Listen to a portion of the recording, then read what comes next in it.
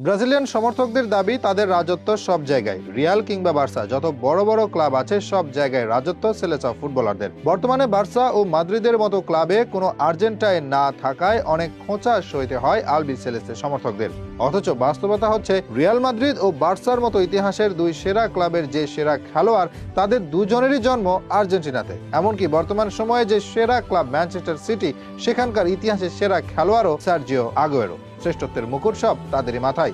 Brazilian সমর্থকেরাও জানেন তাদের কোনো খেলোয়াড় এই দুই ক্লাবের শ্রেষ্ঠ না।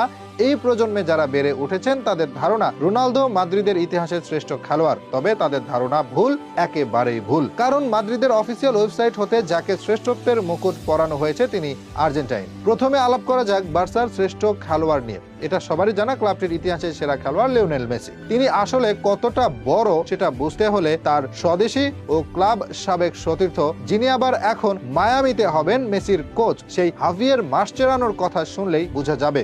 একবার তিনি বলেন কোন খেলোয়াড় ক্লাবের চেয়ে বড় না, তবে মেসির ব্যাপার আলাদা, সে ক্লাবের চেয়েও বড়। কথাটা মন্দ না। মেসির আগে বার্সা চ্যাম্পিয়ন্স লিগ জিতেছিল একবার, তিনি এসে জিতিয়েছেন আরো 4 বার। তার আগে ক্লাবের 105 বছরের ইতিহাসে জিতেছিল 7টি শিরোপা। মেসি এসে জিতিয়েছেন 17 বছরে 35টি শিরোপা। তার অভিষেকের আগে মাদ্রিদের ছিল বেশি শিরোপা। তিনি যখন ক্লাব ছাড়েন তখন সবচেয়ে বেশি শিরোপার মালিক হয় কাতালান ক্লাবটি, যদিও পরে আবার মাদ্রিদ ছাড়িয়ে যায় বার্সাকে। এদিকে কাতালান ক্লাবটির হয়ে সবচেয়ে বেশি শিরোপা, ম্যাচ, গোল, অ্যাসিস্ট সবকিছুই তার নামে।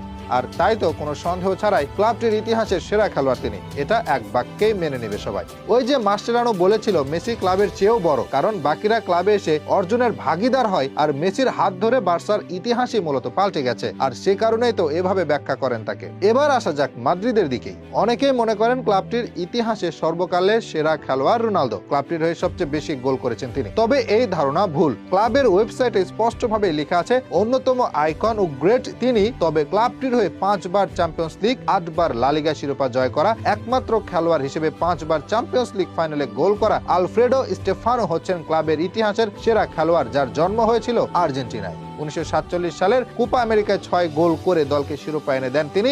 রিয়াল মাদ্রিদের ওয়েবসাইটে তাকে ক্লাবটির ইতিহাসের সর্বকালের সেরা খেলোয়াড় হিসেবেই দাবি করা হয়েছে। ফুটবল ইতিহাসের সেরা দুটি ক্লাব, দুই ক্লাবের সেরা খেলোয়াড়ই আর্জেন্টাইন। তবে ব্রাজিলিয়ানদের অবস্থান আসলে কোথায়? শুধু বার্সা বা মাদ্রিদ নয়, ইউরোপ